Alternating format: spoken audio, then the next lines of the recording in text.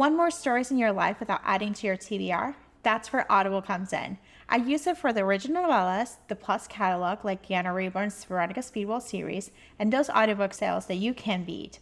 Right now, Audible has a special offer for new and returning members. Click the link in the show notes to see what deal you'll get and start listening today. Hi, Joe. Welcome to the. Hi, thanks for having me. So happy to have you here. Tell us a little bit about yourself. So, I am an author of adventure rom-coms. I love movies like Indiana Jones and National Treasure and The Mummy. And so I decided I needed to write books that were inspired by my love of those movies. I live in the Pacific Northwest with my dog. We live on a little farm and we just have a delightful life. Oh my gosh, I love this. I love the fact you're writing adventure rom-coms because you know what? We need them. You don't really get those movies anymore. We stopped getting those like good movies like The Mummy, National Treasure, Indiana Jones. Like we haven't seen those in about 10, 15, almost 20 years. The Mummy came out almost 30 years, like 25 years ago. I know there was 27. that movie was on Apple. It's called Fountain of Youth that had Yes. Krasinski and Natalie Portman. And I'm like, ooh, rom-com, but it is not a rom-com. They tricked me, And then they had Gonzalez, she's like my dream casting for Corey Mejia in Raiders of the Lost Heart. These gorgeous people, and it's not a rom-com. I mean, there's like a little bit of tension between the Yeah. characters, but not enough. Give me No, I think we need more movies like that. Romancing the Stone is another one. It's like total welcome. Like just it's children are gonna die, but we're gonna have them go through hell. And the external conflicts are just like fun to add on and just feel like, okay, do I love you? Do I don't love you? No, this is like life or death in yes. their situation. Well, even The Lost City with Sandra Bullock and Channing Tatum, Yeah. such a fun movie, but the Yes. romance part was really lacking. Those are weird.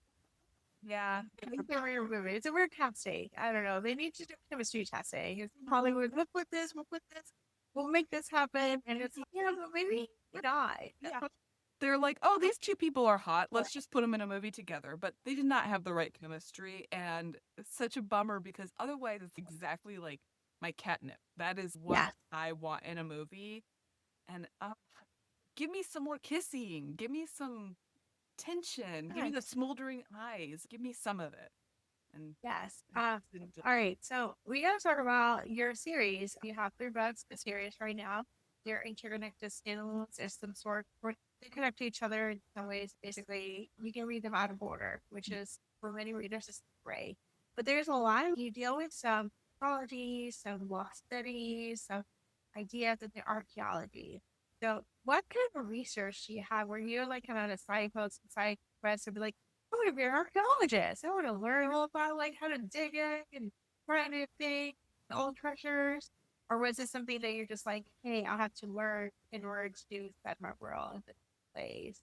so I actually went on an archaeological dig when I was in my early 20s, and it was awesome. At one point, I thought maybe I would actually go to school to be an archaeologist. I never actually Yeah. pursued that path, but I did go on this dig down in Belize where we were looking for Mayan artifacts. And it was one of the coolest experiences I've ever had. So I did have a little bit of experience on what it's like going on an archaeological dig, but I am not an archaeologist. I'm very upfront about that. And I've had multiple archaeologists reach out to me that have read my books, and often they seem to really enjoy it and tell me all the things that I got right. They don't seem to say, oh, that's completely wrong and that's not how it Yeah. works at all. Because a lot of archaeology and like a lot of going on a dig is not what you see in the movies like Indiana Jones. You're not like running through temples with boulders coming after you and indigenous people shooting arrows at. I mean, it's not like that. A lot of it is you're just at a campsite and you get up early in the morning with your gear. You go out to the site, you're digging in the dirt very slowly. It's not you go out there and instantly find some gold necklace or some jewels or things like that. I mean, a lot of what we found on the site that I went to were things like broken pottery, or we did find a skull which was pretty cool to find something like that. But most of it was just broken pottery. And so I wanted to be true to my experience of being on a dig, but also make it kind of exciting. So for the other parts of it, the actual archaeology parts that are in the books, each one I had to do different research because they're looking for different things. So for Raiders of the Lost Heart, a lot of research on Aztec civilization and how the people lived, the types of artifacts that they would have in Temple of Swoon. I did a lot of research on indigenous people in the Amazon. People in that book are completely made up because it's actually really difficult to get really good research on the people who are the Yeah. indigenous people in the Amazon. And I didn't want to do something that was disrespectful by saying something that was not true to whatever culture that. Yeah. So I decided to make that one up, but I based it on research that I had done. And then with the Lust Crusade, they're in Greece. And so I just a ton of research on Greek mythology. I went to Greece a couple years ago. And so that one was really fun because I'm a big like Greek mythology nerd. Uh, Yeah. but, for each book, I do the research based on what it is that they're looking for. It Yeah. all kind of comes back to what is it really like to be an archaeologist? And it's not really what we think it is based on them. Yeah. Yes, I love the fact that in the Last Crusade, you get the sense of you have someone who's seasoned who has been doing this, and then you get the heroine who has not been doing this, who has never left, and he's on the one who they're kidnapped, and she's yeah, but I can actually give you some advice. I can help you too.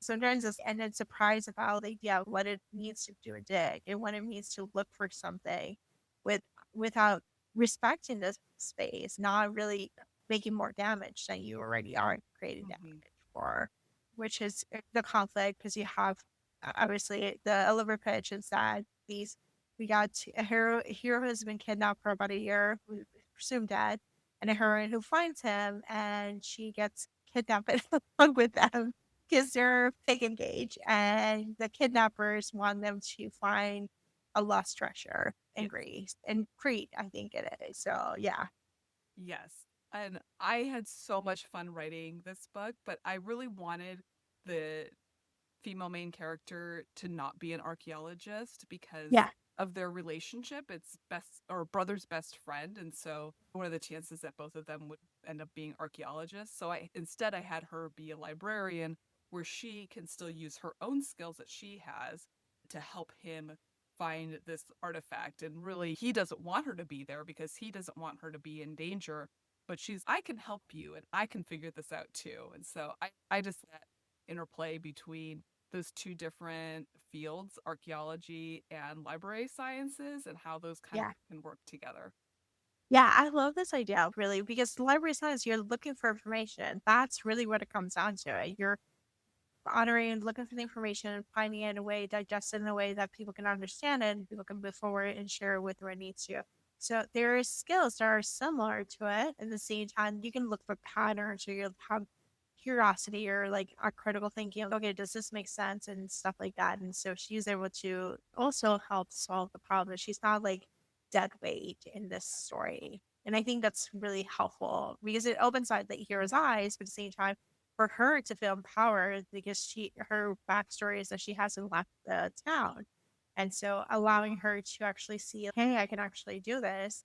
I can actually accomplish this. That's even though she's kidnapped. You will not find damsels in distress in my adventure rom-coms. These women are really capable. They're just as smart as their male counterpart.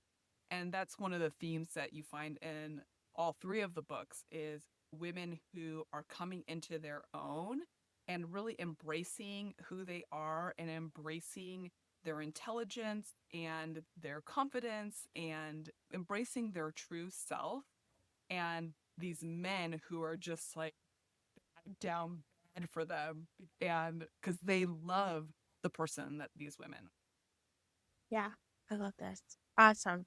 All right. So talk to us about what books you intend to read. Do you read romance? Do you read rom-coms? Do you read other genres altogether?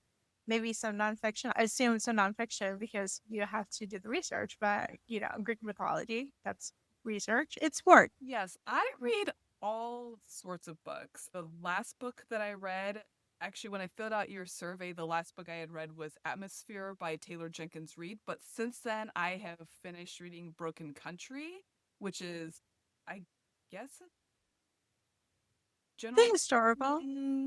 historical, kind of like a little bit of like suspense. I don't know. Yeah. So when I'm actively drafting, which right now I'm working on my fourth book, and so while I'm actively drafting, I tend to not read as much romance because I don't want it to influence how or what I'm writing.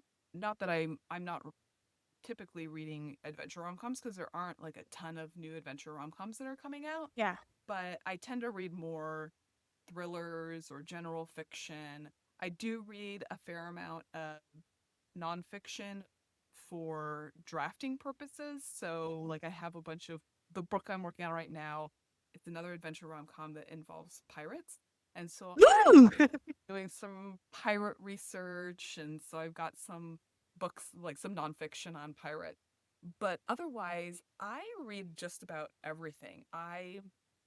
Of course, I love romance first and foremost. It is the best genre. It is the only genre you read where you always finish a book with a smile on your face. You don't get that from other genres. Yes, sometimes you read general fiction or some other type of fiction where you have a smile, but not every time. But you always end a romance with a smile. And so that's what I love about this genre is it is just there and to make us happy and to make us feel good. And I love that. So I mostly read contemporary romance. That's probably my go to, but I am open to all of the romance. And then, like I said, I read a fair amount of thrillers. That's probably my next favorite, just because it's exciting, does Yeah. not make me smile. Sometimes you need the husband to fall in love with, or the husband who did it, or who gets unalive. What better way? Sometimes you just need like the husband did it, and that's comes down to it. Totally. So, I think so it yes, probably fits with the fact that I like adventure rom coms where there's some mystery to solve. So that yeah, in with that theme. yeah. Well, you have a mystery. You have a bad guy. In your rom-coms, there's actually a bad guy who's Hmm. calling the shots. there's so it helps you kind of build the persona of that mystery and that bad guy that they're the external conflict that they're fighting for. Yeah, that's it. I like that answer. Also, do you have any books you recommend our listeners to pick up? Well, I have been reading some really great romances lately. I just finished Toe to Toe by Fallon Ballard, which is Hmm, out in March. And it was Magic Mike meets Center Stage. Oh, that's all I I have to say, haven't. right? I'm gonna bump it up. I haven't. I'm like, oh, you have me in Magic Mike Center Stage. That's like the best combo. I mean, it just worked. It worked for me. I read the yeah. whole thing while traveling to Steamy Lit Con in October on the plane. I read the whole thing on the way there and the way back. It was perfect. It was exactly what I needed. So I read that. I also absolutely loved, I recommend this book all the time. It came out earlier this year. I'm like, what year is it? But Yes. Wedding Dashers by Heather McBreen. Yeah. Loved it. I loved that book. It was just so fun. It had the best leap year vibes, which is so funny because I told Heather that. I was like, oh my God, I loved your book. I felt all these leap year vibes, and she had not seen leap year. What? She has not seen it because so many people told her, oh, it reminded me of leap year that she finally saw it. And then she totally understood why everyone was saying that and why everyone loves that movie because Matthew Good. Yes. I love smart women in Yeah. romance. And so I also love recommending What is Love by Jen Comfort. It's a Jeopardy inspired Yes. rom com. And first of all, Jen is just hilarious. She She's is. so funny. And there's just something like just kind of fun and sexy about this sexy nerd. And so she has these two characters teaching each other about various things so that they can compete on this Jeopardy like show. I think it's called Yeah. Answers or something like that. And it's just wonderful. I love it. Oh my gosh. I read this one because I read her other one. I read her, was it Rockstar one? Oh, It was, Midnight Duet. yes, that's the one that I read. And I was like, oh, I just need to go back. You just like bust out my TBR right now. So, It's which so funny. it is so awesome. So, Joe, tell us where we can find you online. I am most active on Instagram at Jo Segura Books. I also have a Substack that is, I think it's also Jo Segura Books. That is the best place to find me. And I do like extra content in my newsletter, even just for signing up for my newsletter. There's a bonus scene for Raiders of the Lost Heart just for signing up, which I loved writing. And I'm on other socials, but I'm not so active on those. So those are the best And places to find me. it is all good. Thank you, Joe, for being in the show. Yeah, thank you. Thanks for listening to the What to Read Next. For more book lists, cozy reads, and library tips, visit the whattoreadnextblog.com. Your next great read might be waiting there. Are you an author, publisher, or book-related business looking to reach passionate readers? What to Read Next podcast is a perfect place to connect with an engaged audience of romance and mystery lovers who are always on the hunt for their next great read. Now, we're offering sponsorship opportunities. Whether you're launching a new book, promoting an upcoming release, showcasing a bookish product or services, we can help you get the word out. Let's work together to bring your books or businesses to readers who are ready to discover something new. Please visit watchreaditsblog.com/sponsorships to learn more or reach out to chat about the perfect sponsorship or package for you. Thank you much for listening. Your next great reader is waiting for you.